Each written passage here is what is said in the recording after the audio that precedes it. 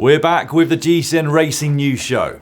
Coming up this week, 7 things we learned from the opening Cobbles classics of the season, Omloop Het Nieuwsblad and Kuurne-Brussels-Kurrne. Concerns over the coronavirus cut short the UAE Tour. We've got a whole load of new world records from the Track World Championships, a big announcement from GCN on a new track series with the UCI, the Royal Bernard Drone and Froome Ardèche Classics in France, and the Rad Race from Berlin.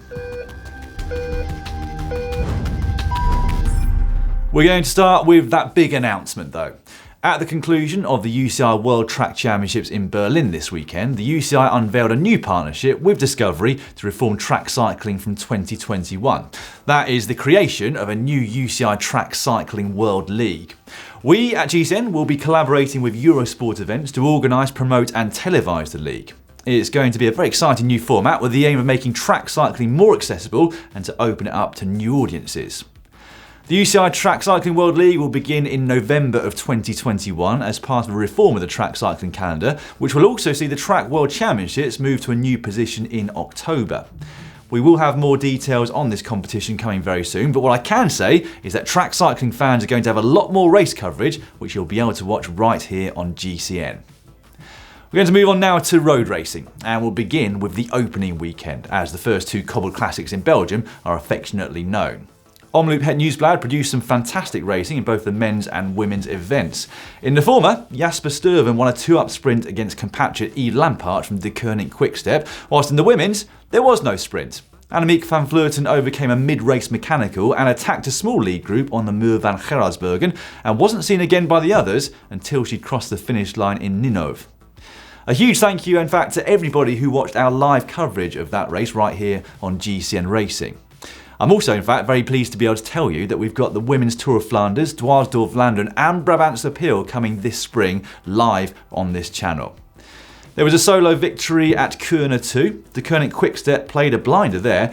Initially, it looked like they were working for their sprinter, Fabio Jacobsen, the Dutch national champion, before firing Casper Asgreen down the road with 30 kilometres remaining.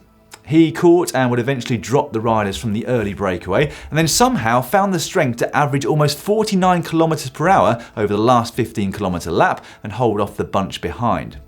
Asgreen is the second Danish rider to win that race after Rolf Sørensen did it in 1996. And it's the 13th time that a Patrick Lefevre team has won this race, and he won it himself in fact as a rider in 1978. In coming second, Giacomo Nizzolo equalled the best ever result for an Italian in that race, matching Paolo Bettini from 2004. But coming up are 7 things we learnt from the first Cobbles Classics of 2020. First up, we learnt that Annemiek van Vleuten is like a fine wine. She just seems to get better with age. She's going to turn 38 this year and just won Omloop Het Nieuwsblad at the 11th time of trying. She's previously finished in the top 10 on 5 occasions. And I think it shows that age is just a number. Van Vleuten is more motivated than she's ever been. We've seen that in the video she's done with her team, Mitchelton Scott, where she's been training with the men's squad, doing some mega hours of training and clearly loving her job. It was also her first race as world champion, so no curse of the rainbow jersey for Annemiek. First race, first win. She's the second rider to win that race in the rainbow jersey after Lizzie Deignan did exactly that back in 2016. Every year, De Koning Quickstep seem to lose some of their star riders. By virtue of the fact that they're so successful, their riders' value increases and they can't afford to retain everybody. Fernando Gaviria, Nicky Terpstra and Marcel Kittel just a few examples in recent years, but it doesn't seem to matter for them, because every year there are other riders who step up to fill the void that's been left, and often the departing riders are not as successful when they move on.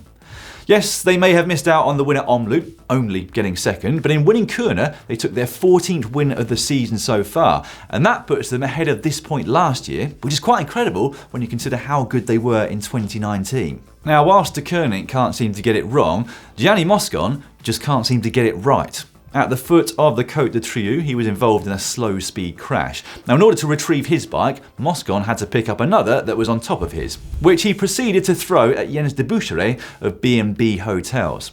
An action that was caught on camera, and so after reviewing it during the race, the commissaires informed the Italian that he was out of the race, at which point he ripped off his numbers and threw them on the ground. Marginal brains was how some were describing that on social media. For that act of chucking his numbers on the floor, he got a 500 Swiss franc fine for littering. Now, Moscon just never seems to be far from controversy. He's previously been accused of making racist comments towards Kevin Reza. He was disqualified from the World Road Race Championships for holding onto the team car after a mechanical, and he was thrown off the Tour de France after physically lashing out at Elie Gesbert. The list of misdemeanors seems to get longer every season, and you wonder at what point Team Ineos decide that enough is enough and terminate his contract. From what we hear, Moscon off the bike is quiet, humble and a nice guy. But that doesn't really help when all we see as cycling fans is a man who's not in control of his temper. We also learned what it takes to win the Omloop Het Niewsblad in numbers. So according to Trek Segafredo on Twitter, Sturven averaged 314 watts for 5 hours en route to victory, with a normalised power of 370. He weighs 78 kilograms. And it really puts into perspective, firstly, how strong these pros are, and secondly, how hard these races are. According to an interview with Dutch website Wielerflits, Sturven is taking a much more relaxed approach to his training and nutrition this season and going back to racing on instinct rather than being too calculated. And it seems to be paying off for him so far, doesn't it? Having won Kuurne-Brussels-Kurrne in 2016, Sturven is now the 10th rider to have won both that and Het Niewsblad throughout their career, and he's the only one of those 10 who is a current professional rider. EF Pro Cycling did have somebody in the front brake in that race, the 22-year-old German neo-pro Jonas Rutsch. It was quite the ride given just how hard the race was. Unfortunately though, he got dropped on a big main road, which seemed a bit strange at the time. Subsequently, we found out that it was down to a botched removal of a rain jacket. The rain had cleared and the group were coming to a series of climbs and cobblestone sectors, so Rutsch knew he needed to take it off, trouble being that it's not always that easy to take off a tight-fitting wet aero rain jacket. Still, I'm sure that won't happen again, and it does bode very well for him. He won the under-23 Ghent-Wevelgem last year, and it doesn't seem like it'll be long until he picks up a big result in the elites. We also learnt that aero seems to trump comfort, even on the cobbles. Sturven won on Saturday on a Trek Madon, Asgreen won on a specialised Vens yesterday. Now the cobbles of Flanders aren't as brutal as those in Roubaix, but given that Matt Hayman famously won there on an Aero Scott foil, you wonder if the days of specially modified cobble bikes are over, and if Aero will always be the preferred option. And finally, we learnt, or were reminded at least, that bike racing in Belgium is bloody brilliant to watch. Nothing against the other early season races, which are getting more and more competitive, but there's a certain kind of formula to them, isn't there? If you're a long-time fan of cycling, you kind of know what's going to happen and when. But then, you switch on your TV for the Omloop Het Niewsblad at the end of February, there's still more than half the race remaining, and yet there is carnage everywhere with groups all over the road. They're impossible races to predict from one moment to the next, and they are also impossible to predict for team coaches. No exact power to weight ratio is going to guarantee you success in a cobbled classic, and that is why I love them. It certainly whetted my appetite for the cobbled classics to come. Cue promo! Spring. Renewing a series of legendary races. Watch the next gen emerge to disrupt the natural order.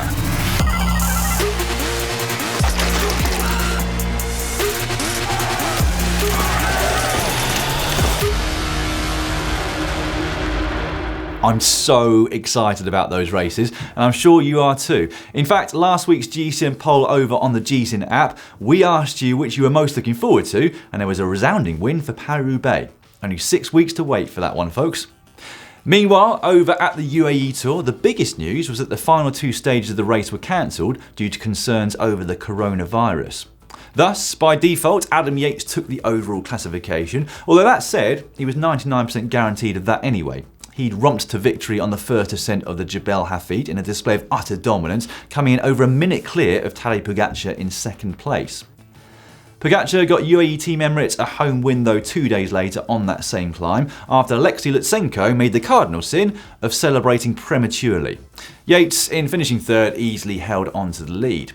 And that basically was the end of that. Late that evening, rumours started circulating that the race was going to be cancelled due to 2 members of team staff testing positive for the coronavirus. The race was indeed cancelled, with all riders, staff, journalists and race organisers quarantined in their rooms whilst testing took place. In the end, we're still unsure as to whether anybody there has indeed tested positive for the virus. There was confusion, uncertainty and frustration, but as things stand, most have been allowed to now return home. But whilst it must have been frustrating for those involved, you have to commend the organisation and the authorities for their actions. At the end of the day, it's only a bike race. On that note, RCS Sport are due to make an announcement over the next couple of days regarding the running of Strade Bianche, due to take place this coming Saturday, Tirreno Adriatico, which starts the Wednesday following that, and Milano-San Remo. The UAE Tour also saw the return of four-time Tour de France winner Chris Froome to the peloton. He's obviously been recovering from that injury since his terrible crash at the Dauphiné last year. His performance was not spectacular. He was in 71st overall when the race was abandoned, but we probably shouldn't have expected too much as he just gets used to racing his bike again. Now, in what was dubbed as the Sprinters World Championships, given the pedigree of riders taking part at the race, it was one apiece for Dylan Groenewegen and Pascal Ackermann. Caleb Ewan made it back-to-back stage wins at the Hatter Dam, getting the better of Sam Bennett. Moving on, and along with the one-day races in Belgium, there were another couple of one-day races in France. The first of those was the Fournes-Ardèche Classic in southern France. A brutal day with over 4,000 metres of elevation gain produced an epic performance. Remy Cavagna of the Kuurne Quickstep was a part of an early break. He left them all with 50 kilometres still to go and managed to hold everybody else off by close to 3 minutes. You've got to check out this infographic from Amati Puraili over on Twitter. 432 watts for 16.5 minutes on the first climb to make the break, and regularly over 400 watts on the climbs that littered the final 50 kilometres. No wonder he is referred to as the TGV of Clermont-Ferrand. Ben King of Team NTT finished 8th on the day and averaged 308 watts for 5.5 hours, and that included the neutral zone and some riding after the finish. That still left him 5.5 minutes behind the Frenchman though. He'd been with Cavagna towards the end, and they both came close to getting wiped out by this dog. The following day, it was the Royal Bernard Drone Classic, which looked similarly tough. Julien Alaphilippe looked a bit off the pace, a stark contrast in fact to where he was at this point last year. In the end though, EF Pro Cycling Simon Clark outsprinted Warren Barguil and Vincenzo Nibali to take the 6th win of his career and his first since the stage of the Vuelta back in 2018. Clark's win is the 9th for EF Pro Cycling this year. Now, going back to 2005, in all the various guises of Jonathan Vaughters' teams, this is the most wins that they've ever had by this stage of the season. And you might not actually believe this, but that stat actually does include the year that I was riding for them in 2011. We are going to move on now to the Track World Championships in Berlin. Unfortunately, we don't have any race rights to footage, so you're going to have to watch my ugly face as I go through this. But bear with me, because there were some spectacular performances over the week. Kirsten Wild took the first world title of the championships in the scratch race. She would later go on to win the Madison title with Amy Peters for the 2nd time in a row. Quite a successful championships for the Dutch team. They set a world record in the men's team sprint qualification and then again in the final against Team GB, crossing the line in a time of 41 seconds, .225. Jeffrey Hogeland, Harry Lavrason and Roy Vandenberg took over half a second off the previous record, which had been set by the German team at altitude back in 2013. Filippo Ganna was also on fire for Italy. He broke his own individual pursuit world record in qualification with a time of 4 minutes 1 second .934. He'd go on to claim his 4th world title in the event, beating American Ashton Lambie in the final. Ganna's time would have been fast enough to beat the time of the Ukrainians, who finished with the 13th fastest time in the team pursuit that week. And dipping back into history, just to give you a bit more perspective on just how fast Ganna was able to go on his own, his time was faster than the Great Britain Olympic team, containing none other than Bradley Wiggins, when they won a bronze medal at the Sydney Olympics back in the year 2000. And it would have been enough to win the team pursuit gold medal at every Olympic Games prior to that. Now, what makes this progression even more impressive is the fact that, unfortunately, this event is no longer a part of the Olympic Games, and so there's less importance placed on it. Chloe Dygert-Owen, who must be one of the most talented cyclists that we've seen in a long time, took 2 gold medals, one in the team pursuit, which the USA claimed for the 4th time in 5 years. The team dedicated their win to the late Kelly Catlin, a key member of the team who passed away last March. Dygert-Owen's other gold medal came in the individual pursuit. In doing so, she bettered her own world record twice, once in qualifying and again in the final against Lisa Brennauer of Germany, clocking 3 minutes 16 seconds .937. She said though that she was disappointed not to go quicker and that her ultimate aim is to get under 3 minutes and 10 seconds, and you wouldn't put that past her, would you? The men's team pursuit also produced some mind-boggling performances, but not from the powerhouse nations of Australia and Great Britain, but rather from Denmark. They too broke the world record, first in qualifying, then again in the final against New Zealand. 3 minutes 44.672. Now that is an average speed from a standing start of over 64 kilometers per hour. Once they're up and running, they're cruising at 67 kilometers per hour, well over 40 miles per hour. The record coming into the championships was held by the Australians, set at last year's World Championships, but Denmark took about 3.5 seconds off it. And that is massive. Now this is an event that many thought had reached its zenith, the point where any improvements would be minuscule, and yet Denmark have absolutely smashed it. I wonder how long it's going to be before POC bring back the helmet that they wore, which was discontinued a couple of years back. Might not be pretty, but it most certainly seems to be very fast. So, where is the limit going to be for the team pursuit? Could it go under 3 minutes and 40 seconds at the Tokyo Olympics? We'd like your opinion on that one. You can take our poll over on the GCN app to let us know. There's a link to that in the description just below. It was an interesting women's omnium as some of the race favourites came down on the final lap of the scratch race, but it was Yumi Kayahara taking her first ever gold medal in the women's omnium for Japan. She came in ahead of the Italian Letizia Paternoster. Elena Barker took Team GB's only gold medal in the points race. She won her second title in that competition, and she did it in style by lapping the field solo. And finally, Michael Murko was competing over at the UAE Tour at the start of the week, but left the race, deliberately before it was cancelled, to head to Berlin for the Track Worlds. After being tested and given the all clear there, he was allowed to compete in the Madison, where he took another gold medal for Denmark with his partner Lasse Norman Hansen, who'd formed part of the team pursuit squad. Meanwhile, for something a little bit different, we've got the Rad Race for you this week. Now this is a fixed gear race indoors that we streamed live. Amongst those taking part were Fabian Cancellara, who was there with Eurosport, plus Hank and Manon, who were there for us.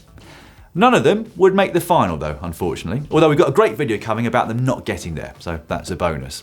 In the finals, it was Alec Briggs of Tekkers who won the men's, and Margot Vigie backing up her win from last year to take the women's. In other news, even if Milano-San Remo does go ahead in 3 weeks' time, Julien Alaphilippe will not be there. He plans to ride the Tour of Flanders and Liège-Bastogne-Liège this year, so rather than stretch himself too thin, he decided to skip La Primavera in an effort to win races that he hasn't already won. Which is an admirable goal, but I can't imagine that the race organisers are too happy about it. He will be the first defending champion not to ride the race for purely racing reasons since before the Second World War. Mathieu van der Poel of Alpecin Fenix was due to race at Omloop and Kuurne at the weekend, but ended up forfeiting due to coming down with a fever, which could also affect his participation in Strade Bianca, if it's on. Get well soon, Mathieu. Alex Howes and Lachlan Morton of EF Pro Cycling are set to race the Cape Epic mountain bike stage race in South Africa for the team. That's as a part of their alternative calendar, so it'll be interesting to see how they get on. And finally for this week, Euskaltel are back. This is the team in bright orange that lit up the mountain stage of the Grand Tours for decades and unfortunately folded 7 years ago. This year, the orange is back as the Escadi Fondation Orbea, but the news came last week that Euskaltel are returning as lead sponsor, and so, as of their home race, the Tour of the Basque Country, they will once again be known as Euskaltel Escadi. Brilliant news. I think everybody's going to be pleased to see them back. Right, that is all for this week's GCN Racing News Show. We'll be back next week with Le Samin, Strade Bianche, hopefully, and the start of Paris-Nice. The season is in full swing, and I'm loving it. Bye for now.